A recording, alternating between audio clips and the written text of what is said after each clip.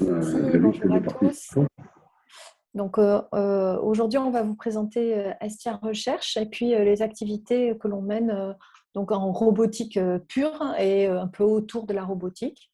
On va essayer de tenir en 3 quarts d'heure, hein, puisque pour avoir un petit moment pour discuter. Donc, peut-être qu'on présentera peut-être pas tous les slides que l'on a préparés.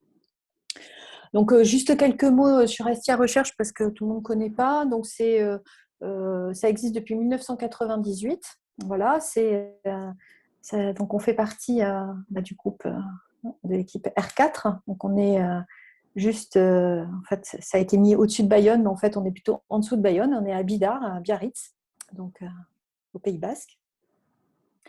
Donc, Estia Recherche, c'est l'unique unité de recherche de l'Estia. L'Estia, c'est une école d'ingénieurs généralistes, donc sur Bidar. Donc, on est inscrit au répertoire national des structures de recherche depuis 2014. Et on a une convention d'association avec l'Université de Bordeaux, ce qui nous donne notre autonomie en recherche, puisque de par l'association avec Bordeaux, on peut inscrire nos doctorants dans trois écoles doctorales, sciences physiques de l'ingénieur, mathématiques et informatique, et économie, entreprise et société. Alors, quel est notre objectif globalement, donc Estia, hein, c'est une école Institute of Technology. Hein, on forme nos étudiants à la technologie. Et donc, en fait, au niveau d'Estia Recherche, on travaille aussi au niveau de la technologie. Et donc, si on reprend la définition de la technologie par l'Académie des technologies, c'est mettre en relation la science et les usages. Et c'est vraiment ce qu'on fait. Donc, en fait, si on rentre un peu plus dans le détail, enfin, sans y rentrer trop, mais on étudie, on conçoit et puis on implémente, on met en œuvre, en fait. Ça, c'est très important. La plupart des travaux de recherche que l'on mène conduisent à un démonstrateur ou un prototype. Donc, ça, c'est vraiment quelque chose qui nous caractérise. Donc on étudie, on conçoit et puis on met en œuvre des interfaces encapacitatrices et durables. Donc durable, ça fait partie des objectifs que l'on s'est fixés pour le prochain quinquennal, hein, donc 2021-2026 par rapport à l'évaluation HCERES. Et en capacitatrice, c'est quelque chose sur lequel on travaille là déjà depuis de très nombreuses années. Donc l'idée, c'est vraiment donner plus de pouvoir justement aux personnes qui utilisent les systèmes que l'on propose.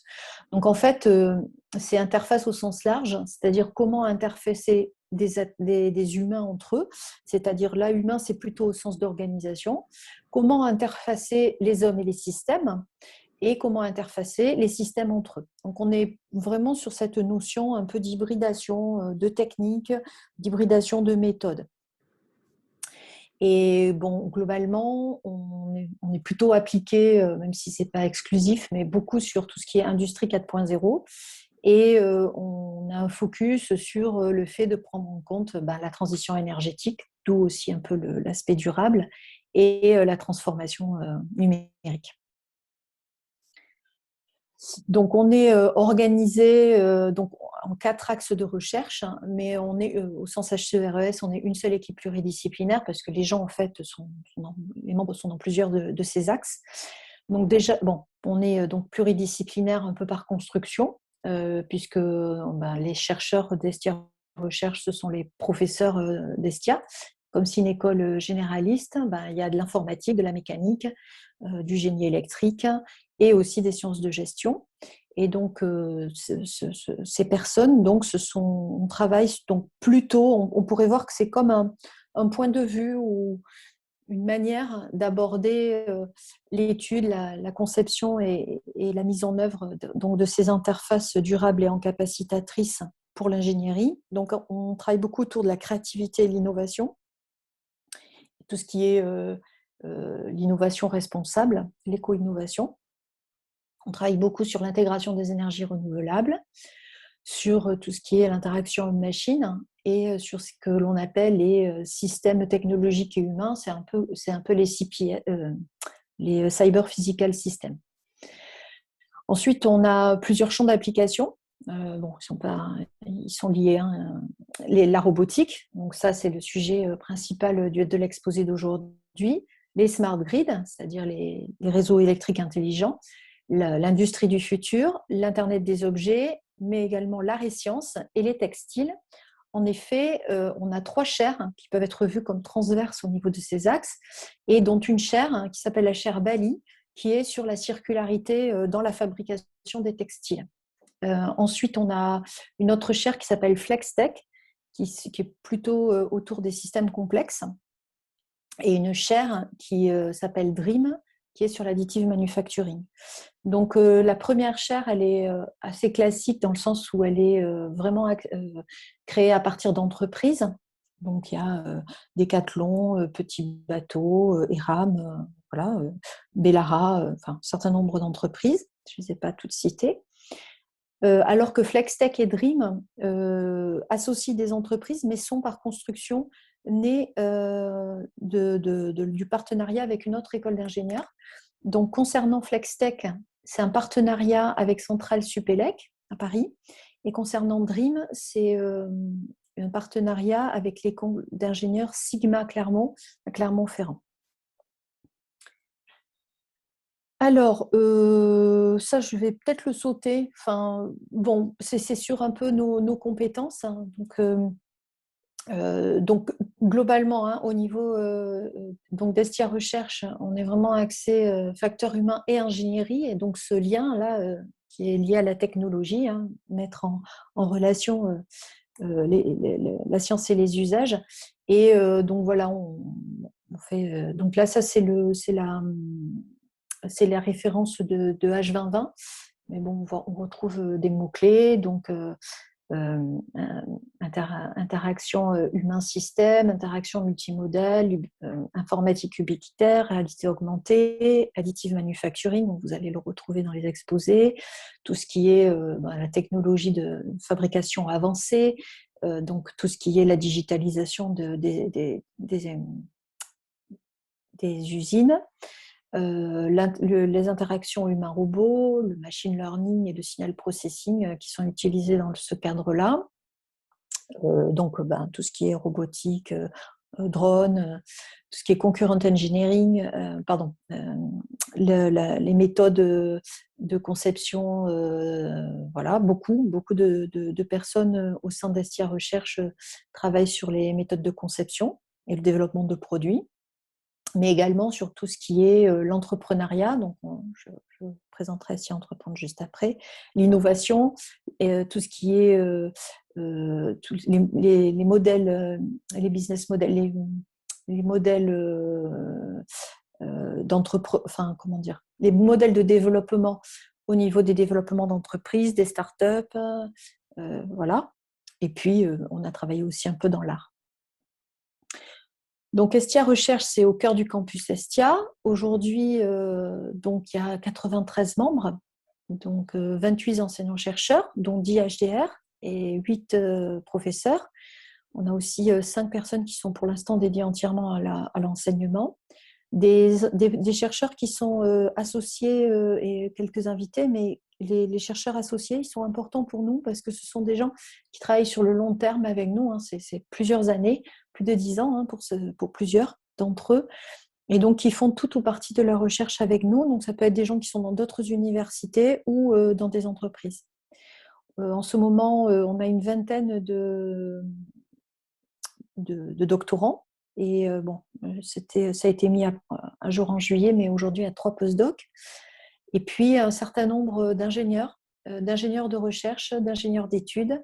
Et ce qui est un peu plus original par rapport au laboratoire, on a des business developers, c'est-à-dire des chargés d'affaires qui, en fait, sont membres d'Estiatech. Donc, Estiatech, c'est au sein d'Estia Recherche et d'Estia, c'est l'interface entre la recherche et l'entrepreneuriat.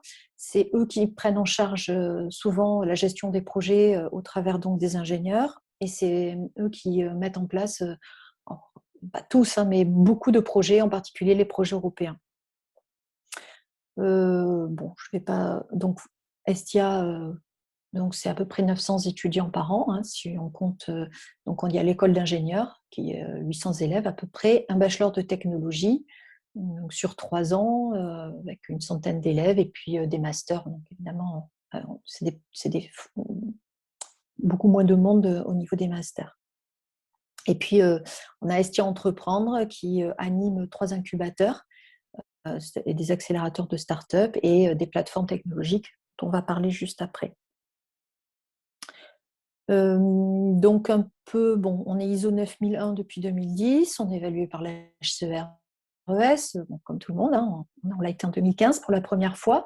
Avant, on ne pouvait pas, puisque ce n'est qu'à partir de 2014 que l'HCERES a accepté d'évaluer des équipes pluridisciplinaires. Avant, c'était des équipes monodisciplinaires, donc on n'avait pas la taille requise pour se découper en petits bouts, puis ça n'avait pas de sens, hein, puisqu'on travaille vraiment ensemble.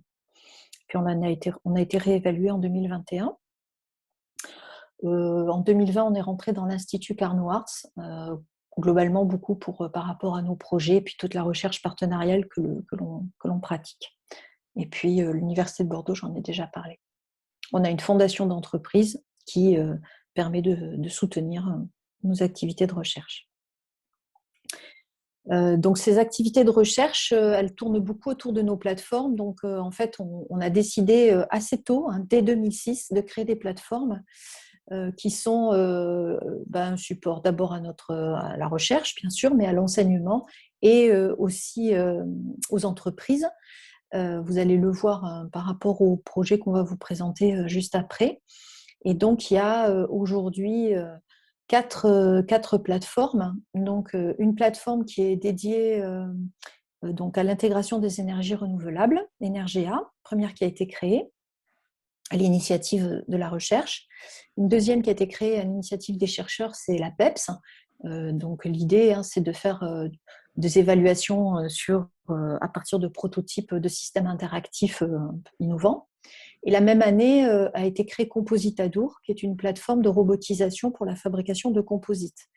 Ce n'est pas du tout la même démarche de construction. Compositadour a été créé à partir d'entreprises.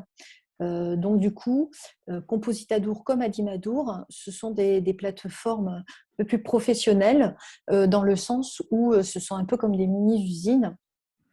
Et donc, il y a plus de financement, plus de transfert de technologie que PEPS et Energea qui sont plutôt partis de travaux de recherche. Donc, l'idée, c'est de faire de plus en plus de recherche au niveau de Compositadour, Animadour et de se professionnaliser et d'aller de plus en plus vers de l'organisation de projets sur Energea et PEPS. Donc, même si tout le monde le fait, et on espère, donc en tout cas, on est plusieurs à vouloir créer Robotique Adour, qui est une plateforme, enfin qui serait une plateforme dédiée à la robotique. Et je vais passer la parole à Vincent qui va vous dire un peu plus sur Robotique Adour et les plateformes Compositadour, Adimadour qui s'appuient complètement sur les robots.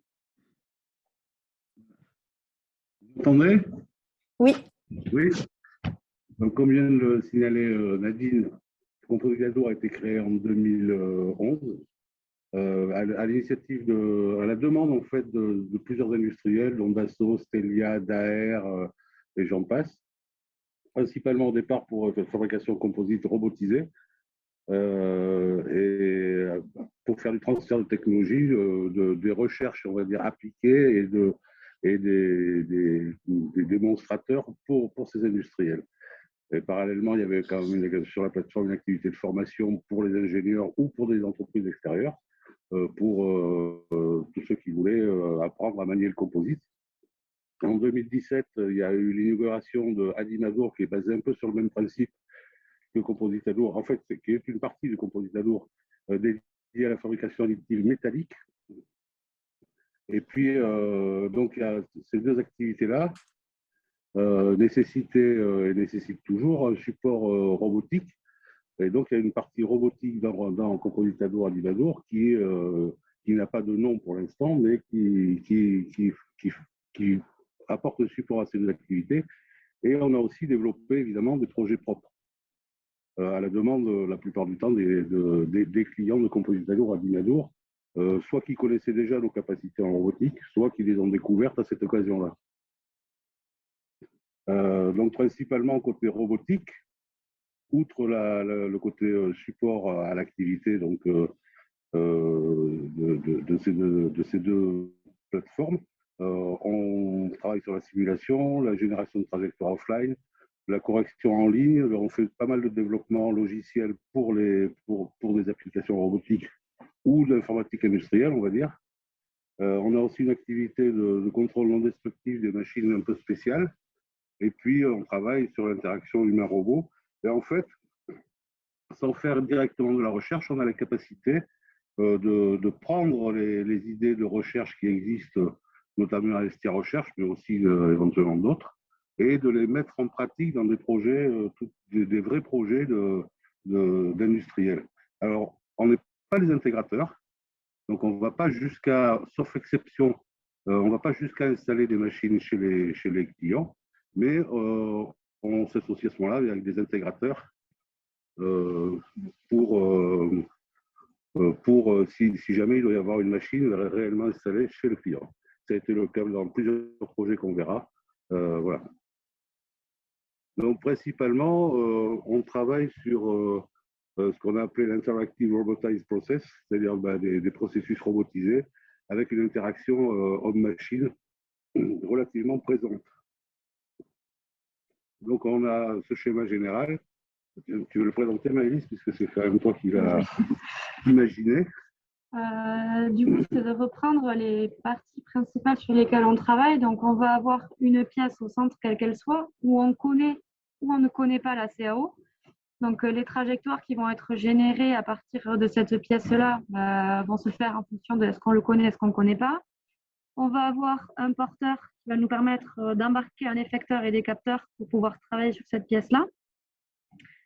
On a également un opérateur qui peut travailler sur la scène, donc il faut prendre en compte au niveau des interfaces. Ces éléments-là sont positionnés en vert via un système de positionnement. Donc, on va pouvoir regarder, observer la pièce, mais aussi les porteurs, les robots, voire les opérateurs. Et enfin, on va avoir une intelligence, si on peut dire ça comme ça, qui va nous permettre de centraliser toutes les données, d'informer l'opérateur, voire de prendre des décisions.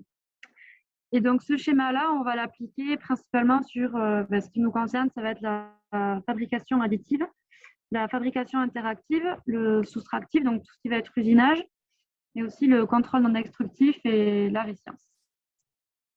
Donc, c'est un schéma global qui présente en fait les différentes parties sur c'est très général, hein, les différentes parties sur lesquelles on travaille nous, mais qui peuvent être très bien celles sur lesquelles plein d'autres personnes travaillent. Alors, au niveau des personnes impliquées, on a un certain nombre qui sont directement impliqués dans la robotique. Donc, il y a les enseignants-chercheurs, il y a des ingénieurs de recherche, Maëlys et moi en l'occurrence, des étudiants doctorants ou post-doctorants, donc Valentin Gros, Sébastien Barbeau, et puis des ingénieurs qui sont attachés aux plateformes. Donc, vous avez la liste là. Donc, au niveau des applications, c'est relativement, c'est à la fois vaste et limité. On fait de l'enseignement, bien sûr, ça c'est une des applications de la plateforme, mais tout ce qui est pick and place, contrôle à distance, usinage de béton, usinage de pièces en composite, impression polymère aussi. Évidemment, tout ce qui est AFP, c'est-à-dire Automated Fiber Placement, qui était le but originel de la plateforme. Et puis, donc, tout ce qui est fabrication additive métallique, avec pratiquement tous les procédés existants sur la plateforme. Je pense que le Compositadour, Adimadour est un des centres où il y a pratiquement le plus de procédés différents dans cet esprit-là. Et puis, du contrôle par ultrason, de l'imagerie temps réel par holographie acoustique, et donc des opéras 3D avec des robots, côté art, et de la fabrication interactive avec alors fabrication ou ou robotique interactive, on va dire, avec de la perception de phénomènes physiques retransmis par le robot. En pratique, ce dont on dispose comme matériel sur étagère, du commerce, on a pas mal de robots KUKA. Historiquement, ils ont fait des offres intéressantes quand la plateforme s'est montée. Et donc, on a un certain nombre de robots KUKA, dont un qui fait Alestia d'ailleurs.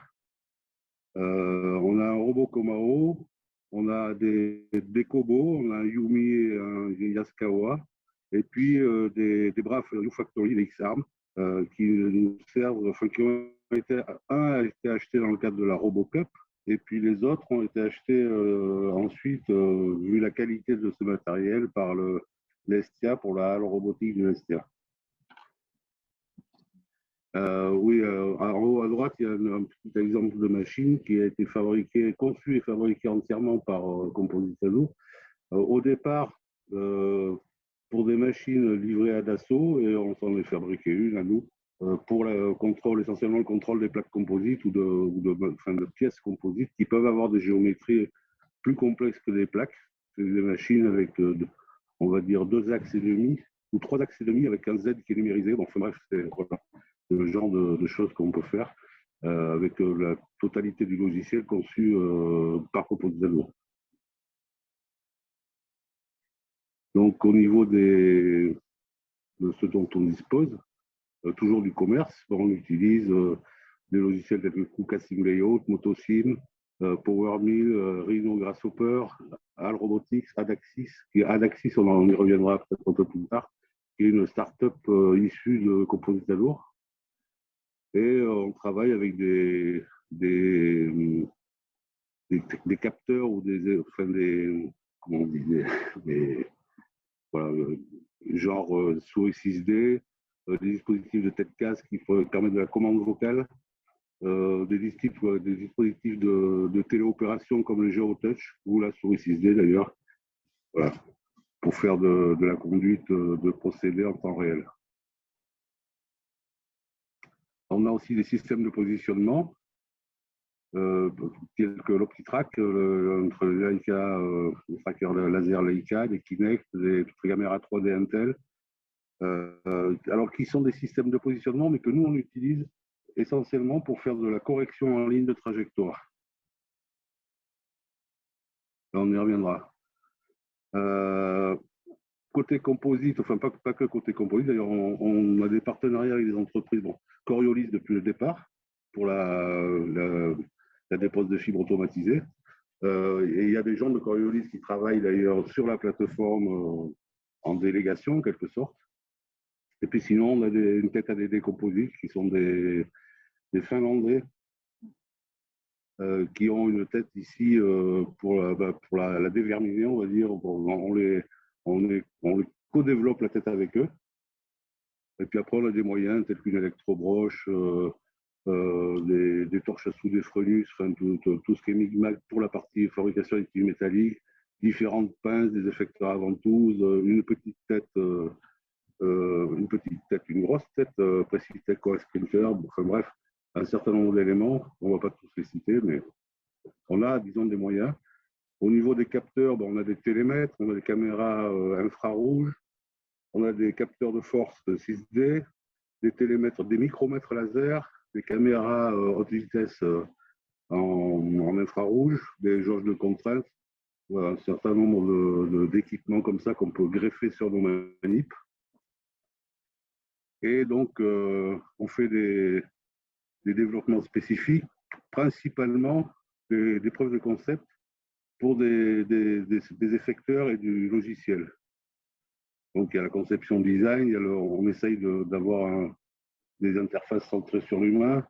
On a fait des prototypes qui sont évolutifs, c'est-à-dire qu'on conçoit avec les utilisateurs les schémas des effecteurs, etc., puis on les fabrique et on les fait évoluer jusqu'à obtenir quelque chose qui soit satisfaisant pour tout le monde.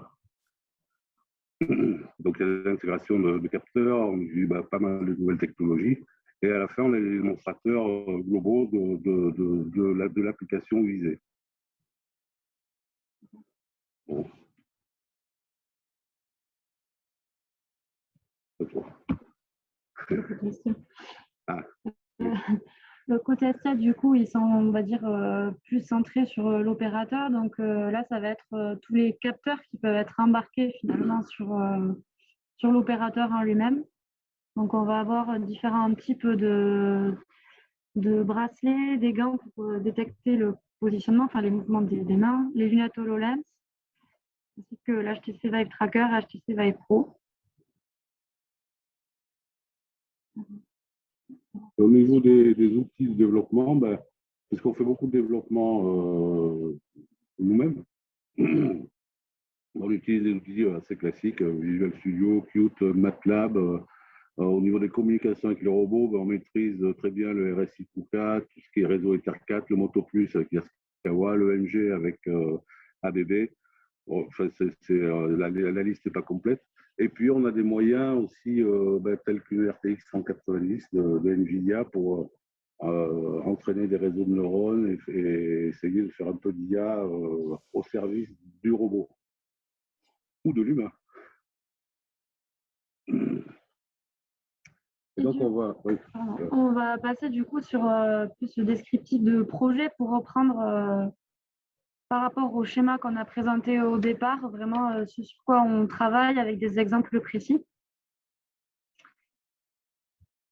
Du coup, par exemple, le projet Incon, qui était un projet H2020 où on était une douzaine de partenaires, où là, l'idée, c'était donc au centre, on avait finalement un robot à câble.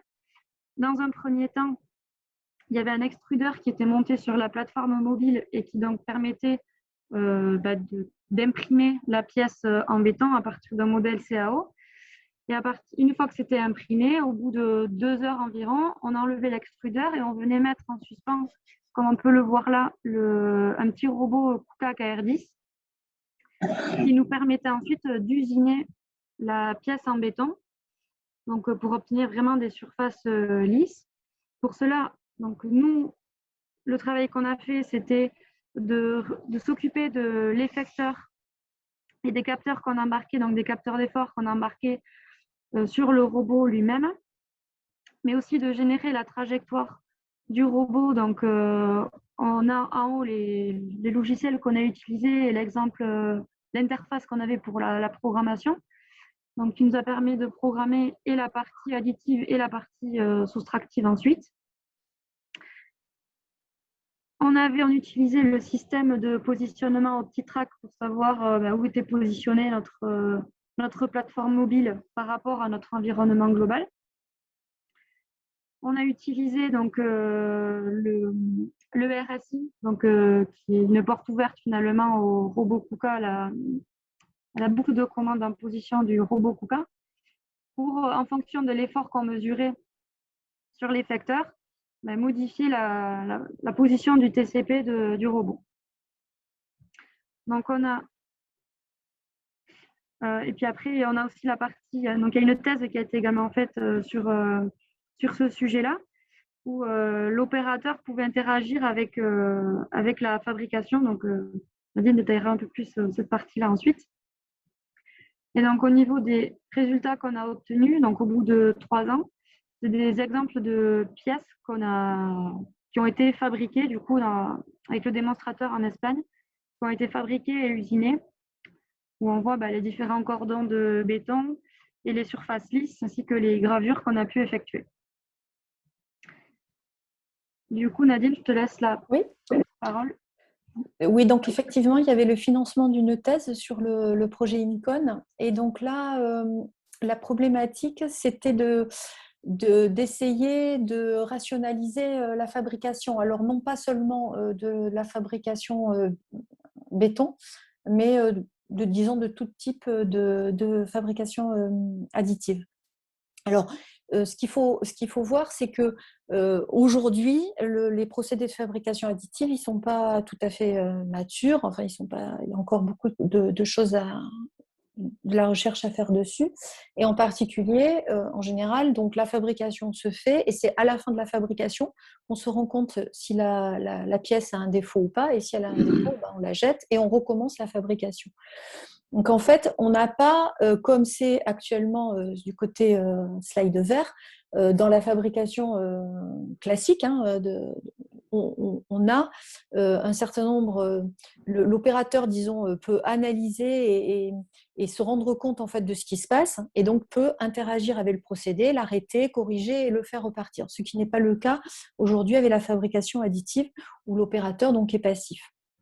Donc, ce qu'on a proposé dans le cadre donc de la thèse de Sébastien Ibarbourg, en fait, c'est de rendre actif l'opérateur. Donc, on a rajouté donc des interventions, disons, au niveau du procédé de fabrication, donc pour qu'ils puissent interagir. Et en fait, ça rentre dans un domaine qui s'appelle l'interactive manufacturing, donc qui est un domaine relativement récent et très actif. Et tout ce qui est fait actuellement dans la fabrication additive, dans la fabrication interactive, c'est généralement au niveau de la conception. C'est-à-dire, là, on le voit par exemple sur le Roma, qui est l'exemple un des exemples les plus intéressants. Donc, la personne, en réalité augmentée, en même temps, elle le conçoit et elle fabrique en même temps. Donc, ça se passe vraiment au niveau de la conception. Et s'il y a un problème, on revient sur la boucle de conception. Donc, sur la boucle du début qui est en haut. Donc, au niveau de l'état de l'art, on intervient uniquement au niveau de la CAO. Or, nous, dans un processus plus d'industrialisation, donc on a montré qu'il fallait interagir en production, sur la base de la fabrication, sur la chaîne, enfin sur le poste, disons, de fabrication. Donc pour ça, en fait, il faut finalement faire percevoir l'imperceptible à l'opérateur. Donc c'est des procédés physiques en fait qui indiquent qu'il y a un problème au niveau de la fabrication. Donc on peut avoir la température du cordon qui devient trop chaude, on peut avoir la température de la pièce qui devient trop chaude, on peut avoir le cordon qui s'aplatit, qui s'étire. Bon, enfin voilà, on a un certain nombre de critères physiques, mais qui sont invisibles à l'œil nu. Et donc, l'idée, c'était de faire percevoir à l'opérateur faire percevoir à l'opérateur, en fait, ce qui était en train de se passer au niveau de la fabrication. Alors, ce qu'on a proposé, donc je reviens, un peu en arrière. Hop, voilà. Donc, c'est ce que vous voyez en bas à gauche. Donc, on a proposé, en fait, un bracelet, enfin 2 bracelets, que donc l'opérateur peut porter en permanence pendant qu'il est en train de faire autre chose, parce qu'en fait c'est ça qui est intéressant, c'est que il va qu'à ses occupations et il faut qu'il soit informé. Et donc on a montré qu'on peut faire percevoir par des vibrations tactiles des phénomènes physiques et que l'utilisateur est capable de les percevoir, de les interpréter. Voilà, en gros c'est une thèse autour de ça. Ah oui, alors donc peut-être c'est le moment de juste dire un peu comment on travaille. Donc globalement sur tout ce qui est cette communication et cette interaction entre l'humain et le robot, entre l'humain et l'ordinateur et la puissance de calcul en général. Donc globalement notre objectif c'est simplifier et optimiser l'interaction. Et donc, en fait, finalement, c'est accroître les capacités perceptives de l'utilisateur. Donc, pour ça, on analyse l'activité en faisant des observations, en interrogeant les gens. On fait des propositions de nouvelles formes d'interaction qu'on conçoit et que l'on prototype. Et ensuite, on les évalue généralement in situ, c'est-à-dire avec des gens, des hommes de l'art, hommes avec un grand H. Et puis ensuite, c'est ce qui nous permet de comprendre ce qui s'est passé, de faire de nouvelles propositions, de généraliser, de modéliser, de faire des propositions de nouvelles techniques d'interaction. Donc pour ça, on utilise beaucoup la réalité augmentée et puis les algorithmes d'intelligence artificielle. Et donc, voilà, c'est ce qu'il faut retenir, c'est C'est observer comment les utilisateurs travaillent, essayer de bien comprendre ce qu'il se passe, de voir où il y a la difficulté. Tout ce qui va bien, on ne touche pas.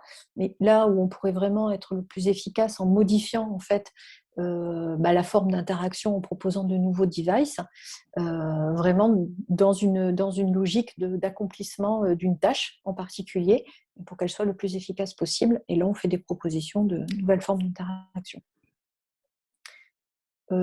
Et donc là, en l'occurrence, sur l'exemple de Incon, c'est exactement ce qu'on a fait, mais c'est appliqué à la fabrication. Je repasse la parole à, Voilà. à Alors, Vincent. Voilà. un autre exemple de projet donc, est un projet Nouvelle-Aquitaine Euskadi-Navarre qui a été développé avec une entreprise qui s'appelle TEDCAS et l'Université de Mondragon, donc tripartite.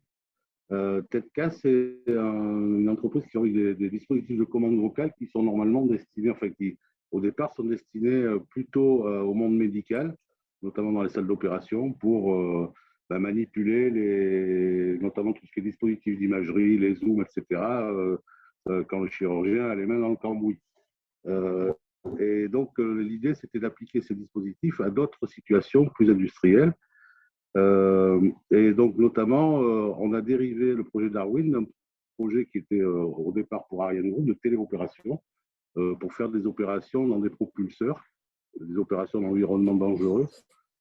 Et on est associé donc une téléopération avec une souris 6D qui a été le dispositif qui a été retenu par les opérateurs d'ArianeGroup. Ils n'ont pas du tout aimé le retour haptique, eux, par exemple, parce que ça ne correspondait pas exactement à ce dont ils avaient l'habitude. Et de toute façon, ils ne pouvaient pas en avoir l'habitude, puisque les outils étant différents, la sensation physique était nécessairement différente. Donc, ils ont tout de suite abandonné ça. Ils ont par contre adoré la souris 6D pour piloter le dispositif. Donc, des effecteurs avec des caméras endoscopiques embarquées, plusieurs caméras, caméras stéréoscopiques, puis aussi des caméras d'ambiance.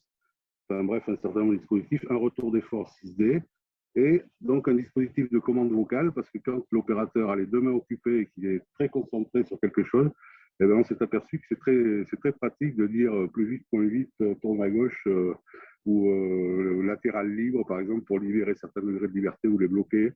Donc voilà, et donc ce projet s'est déroulé entre 2018 et 2021 avec des résultats intéressants.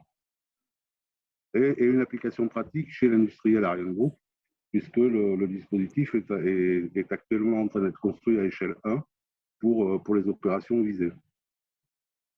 Notre exemple en bas à droite est un ébavurage de pièces composites. Donc, c'est des pièces qui sortent de moules chauds. Elles sont un peu molles, donc elles n'ont pas une géométrie extrêmement précise. Et il faut ébavurer ces pièces, puisqu'elles sont par moulage, il y a toujours des bavures sur les plans de joint. Et donc là, le robot, en fait, là, c'est un démonstrateur, là aussi, est guidé, en fait, par la vision en temps réel, par, on va dire, diascopie, pour visualiser le plan de joint et que le robot le suive, sans connaître sa géométrie. Projet Sebot, Maëlys? Le projet Sayabot, où là, l'idée, c'était d'embarquer une caméra sur l'effecteur pour venir faire un premier scan de la pièce, puisqu'on considère que la géométrie, on ne la connaît pas. Donc, oui, on ne la connaît pas parfaitement bien.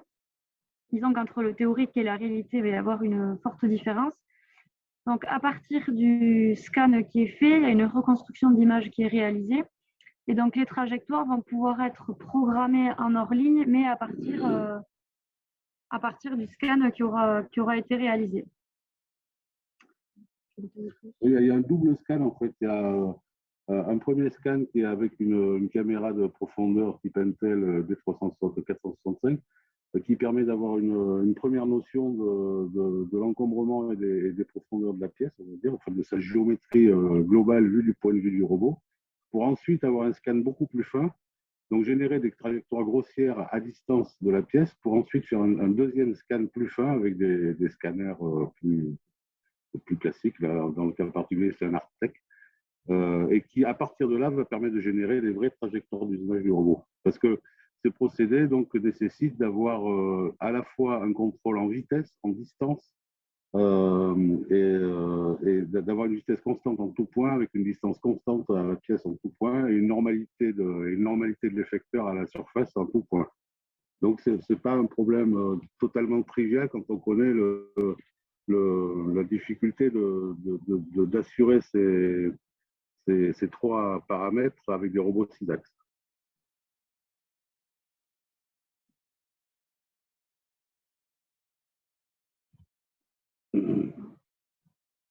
Le projet PIR, c'est un projet de poste d'insert robotisé, où là, l'idée, c'est d'avoir des pièces avec un sandwich avec du nida sur lesquels on veut venir insérer des inserts.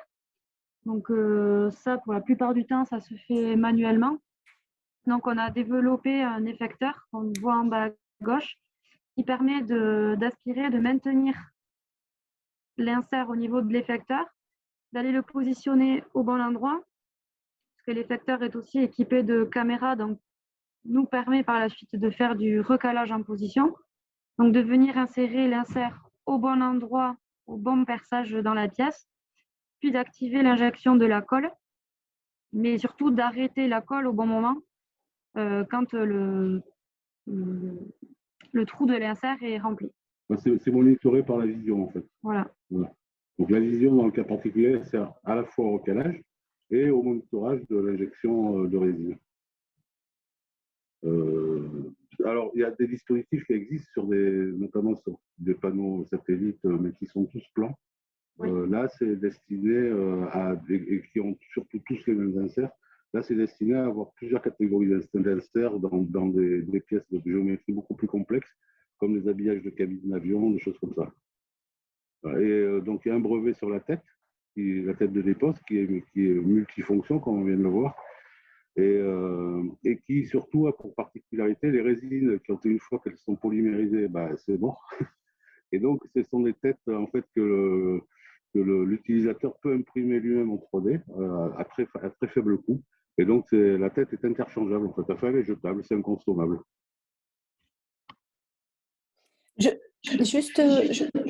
On avait dit qu'on essaierait de faire en 45 minutes. Oui. En fait, Grégoire, on a énormément d'autres slides. Donc, je ne sais pas, soit on peut les passer vite et puis voilà, soit peut-être tout à la fin il nous reste 13 minutes. Ouais, alors ça dépend peut-être des questions, mais peut-être que les gens peuvent interrompre dans ce cas-là s'ils ont des questions. Oui, et on pourra te présenter la suite, je ne sais pas, à la fin du planning de tout le monde, on pourra te faire la suite un autre jour ou voilà. Ou pas d'ailleurs, c'est comme vous voulez. Enfin, je ne sais pas. Ce qu'on peut faire, Nadine, c'est les gens qui ont des questions peut-être peuvent interrompre s'ils ont des questions. Ouais, d'accord. Comme ça, vous pouvez avancer si ça vous va. D'accord. Très bien, parfait. Donc, n'hésitez pas à prendre la parole. Vous pouvez aussi écrire dans le chat, peut-être, si vous voulez. Alors, moi, je ne peux pas regarder le chat parce que je regarde, si tu veux. Voilà. Si je vois quelque chose, je vous préviens. Dès que je clique, en fait, je fais bouger les slides pour Vincent. Ouais, j'ai essayé 2 fois de faire des trucs et donc je vois le problème. Si tu veux, je surveille le chat et puis voilà. N'hésitez pas, par exemple, si vous avez des questions à écrire dans le chat ou à prendre la parole. Puis en attendant, on peut vous... SoftDream, c'est plutôt de la génération de trajectoires pour la fabrication additive. Donc appliqué à la fabrication additive métallique, mais pas que. Parce que d'énormes problèmes qui se posent, en fait, c'est tout simplement le slicing et la génération de trajectoires optimale par rapport à un procédé. Et pas seulement la génération de trajectoire, enfin une trajectoire au sens vitesse-position, c'est des vraies trajectoires, vitesse-position et orientation de l'effecteur. Et ce n'est pas des problèmes totalement triviaux. Et donc, on a une équipe là qui travaille, donc, notamment Laurent Marchand et puis côté monitoring du process, Guénou Lebras qui travaille sur ces sujets-là, avec des résultats intéressants et notamment la création d'une start-up, Adaxis, qui va promouvoir ce logiciel de fabrication additive métallique, la fabrication additive tout court. Durable, c'est un projet de FEDER, qui est un assez gros projet avec pas mal de partenaires, je pense qu'il y en a plus d'une quinzaine, dont le but principal est de réaliser un démonstrateur pour de la maintenance et supervision d'installations offshore type éolienne ou panneaux solaires. Et dans ce cadre-là, donc l'ESTIA a pour mission de réaliser un démonstrateur à la fois en réalité augmentée et réalité virtuelle, de pilotage d'un robot embarqué sur des drones qui va aller faire des opérations de maintenance, alors soit de contrôle et de maintenance sur des éoliennes offshore. Donc on a là-dedans un cockpit virtuel côté utilisateur et ordinateur. On a des effecteurs embarqués sur les robots qui vont pouvoir faire du contrôle industriel, par exemple de l'ultrason sur une pale d'éolienne. Éventuellement des réparations, ça c'est un autre projet mais qui est connexe, réparer des éoliennes, des pales en composite à partir de systèmes type Bayab qu'on a vu tout à l'heure, type Siabot. Voilà, c'est donc des projets qui finit en 2022. Donc là, on attaque la phase de mise en pratique, on va dire, avec un petit robot Yumi pour faire la partie démonstration de réparation.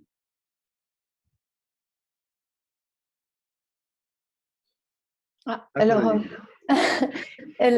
donc je vais essayer de faire vite. Donc, Rain of Music, ça c'est un projet qui a été fait justement, je ne sais pas, je ne vois pas qui est là, mais si Serge est là, Serge Chaumette était partenaire, enfin est toujours partenaire parce qu'on continue à y travailler. Donc l'idée là, c'est de faire un opéra en 3 dimensions. C'est-à-dire d'avoir des drones donc, qui naviguent autour des spectateurs et qui peuvent embarquer un haut-parleur, mais aussi qui, par, disons, le bruit eux-mêmes qu'ils sont capables de générer par leurs mouvements, de créer des sons originaux. Donc la partie artistique, elle est faite au niveau de l'Université du Pays Basque, hein, avec des chercheurs en musicologie. Et donc, en fait, nous, personnellement, on est intervenu sur la commande, en fait, des drones et des musiciens aussi. Donc, on a utilisé un langage de gestes qui s'appelle le sound painting, qui a été inventé à Woodstock, donc c'est assez ancien, et qui donc permet, comme un chef d'orchestre, de donner des indications à des performeurs, donc qui sont en pleine improvisation, en leur donnant quand même des indications qu'ils vont pouvoir prendre en compte pour modifier leur performance. Donc en fait, de notre côté, le travail, il a été sur la capacité de reconnaître de manière automatique donc des gestes de sound painting et de les traduire pour que les drones ou les métabots, comme vous pouvez voir en bas de l'image, puissent réagir et répondre en fait à ces instructions. Donc si on reprend le schéma que l'on a utilisé depuis le début. Donc en fait, donc il n'y a pas véritablement de pièces 3D, mais en fait ce sont des drones ou des métabots qui sont au centre du système. Il y a un système de positionnement type OptiTrack pour savoir où ils sont et de Kinect pour reconnaître les gestes du SoundPainter. Et puis, bien sûr, on a tout un travail sur la reconnaissance du geste à partir du squelette de la Kinect, où là, on a utilisé des algorithmes de vision d'intelligence artificielle classique pour se faire notre base de données de reconnaissance de gestes. Voilà, donc ça, je vous l'ai dit. Donc voilà, on reconnaît le geste. Ça, je peux le passer. Donc, en fait, on a fait plusieurs démonstrations. Une démonstration dans le cadre de FACS en 2017 à l'Université de Bordeaux. On en a fait une autre où là, vous voyez qu'il y a dans la première, donc il y avait les drones et les musiciens. Dans la deuxième, au festival Ice Beggy qui a eu lieu en 2020 à Bayonne. Là, c'était on voit le Sound Painter sur la droite, ici. Qui indique, on a donc la Kinect et tout le système de reconnaissance. Donc on a à la fois bien sûr les les musiciens, les performeurs qui reconnaissent le geste qui leur est indiqué, et les métabots qui font sur une plaque embarquée, hein, équipée, qui indiquent, enfin qui font de la musique. Voilà. Donc un peu dans le même esprit, c'est-à-dire l'utilisation d'outils d'intelligence artificielle pour faire de la reconnaissance pour des robots. Donc ça, c'est une thèse qui est faite par Ángel Martínez en collaboration avec une université du Mexique, hein, et le CONACYT, qui est financé par le CONACYT.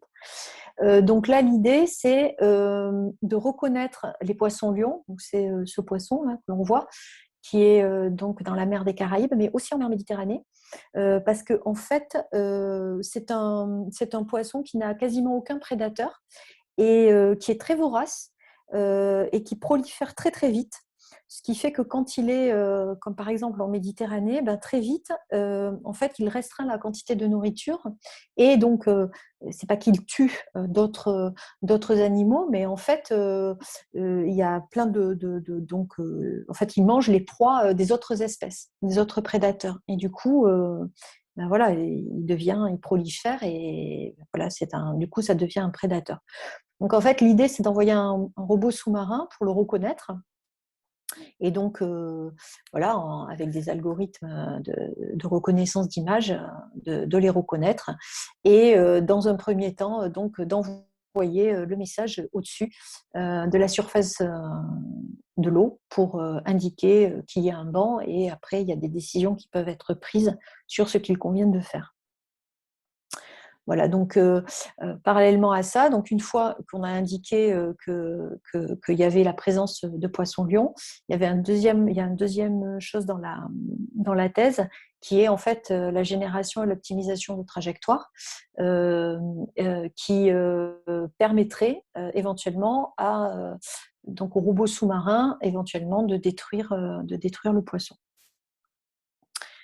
Un autre sujet, ça concerne Kernform. Alors là, on s'éloigne un petit peu de la robotique, hein, telle qu'elle a été présentée depuis le début, mais on a trouvé intéressant de vous le présenter parce que donc ça concerne l'actuation et donc on retrouve quand même un peu cette idée d'avoir donc des effecteurs sur un système robotisé. Donc en fait, là, ça concerne le shape changing, donc c'est tout un courant de l'interaction homme-machine. Donc, c'est des interfaces à changement de forme qui permettent en fait de faire ce que l'on appelle de l'interaction périphérique. Donc, quelle est l'idée ici? L'idée, c'est donc alors c'est relié aux énergies renouvelables. Donc, l'idée, c'est prévenir des utilisateurs, des usagers, sur quel est le meilleur moment dans la journée où il faut brancher, par exemple, son ordinateur pour utiliser en fait l'énergie qui est produite localement par des panneaux photovoltaïques ou des éoliennes qui sont sur le bâtiment. Donc, c'est pour favoriser la consommation d'énergie locale, d'énergie d'énergie locale. Donc ça, c'est le but, j'ai envie de dire, métier. Hein. Et en fait, il faut donc se poser la question de comment prévenir un certain nombre d'utilisateurs sans les déranger dans leurs tâches principales. Par exemple, là, on est au bureau, on est en train de bosser. Hein.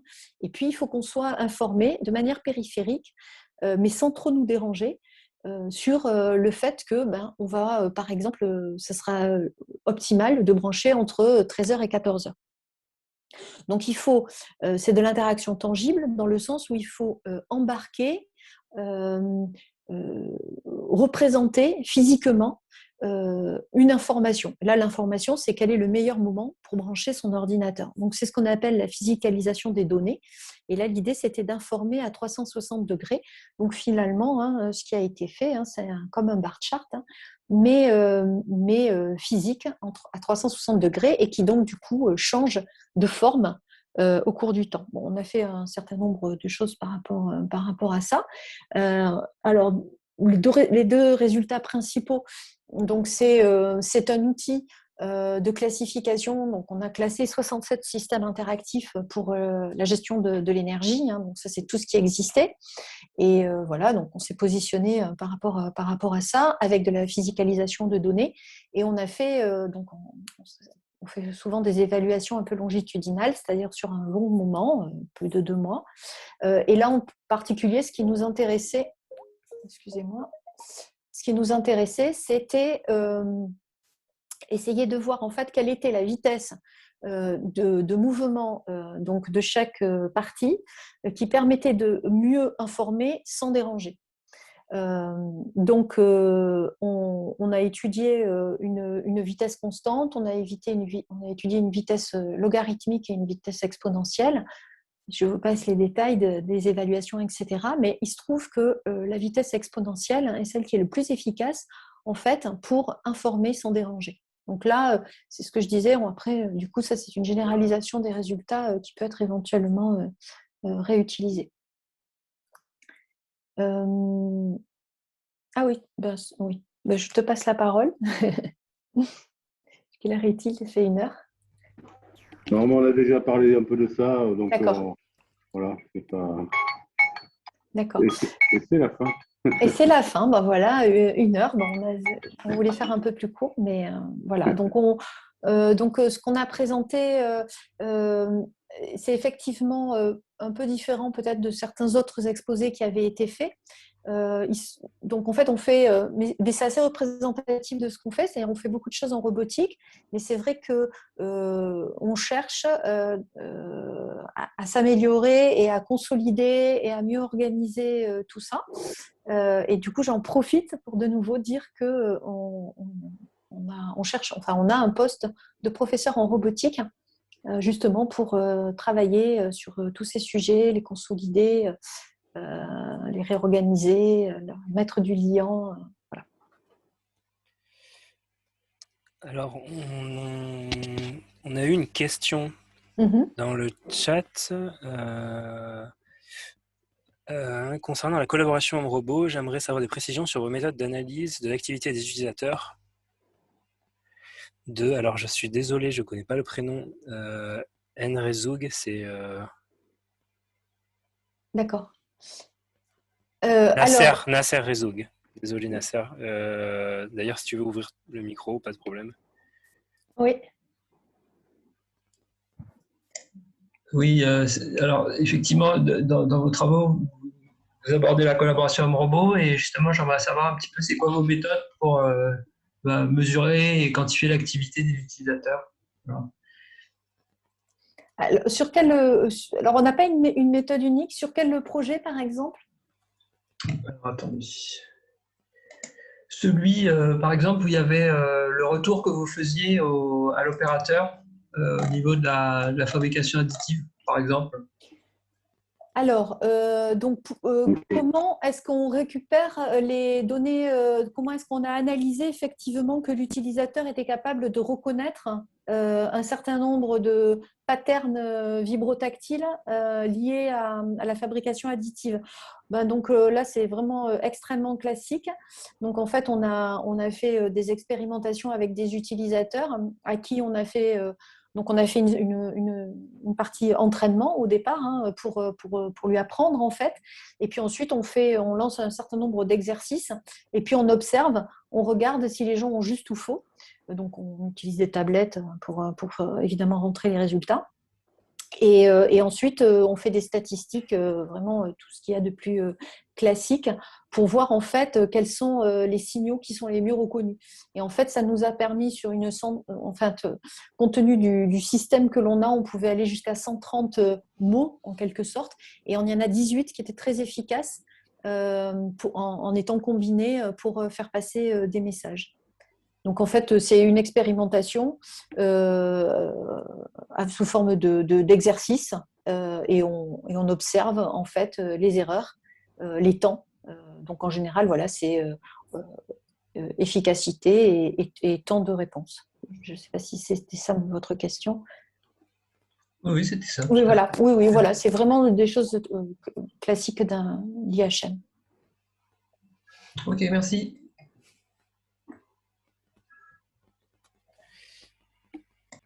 Ok, est-ce qu'on a d'autres questions?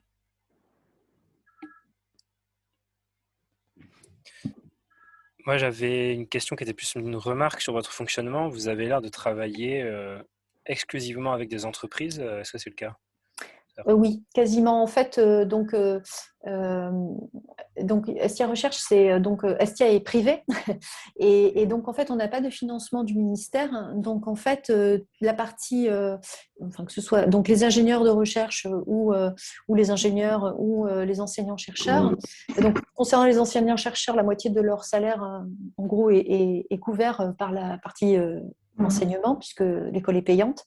Et la partie recherche, elle est faite entièrement sur projet financé, puisque le salaire doit être sur projet financé. Donc, on n'a pas de financement récurrent. Donc, oui, tous les projets, sauf des projets de ressourcement qu'on peut avoir par l'Institut Carnot Arts, sont financés par des projets avec des entreprises.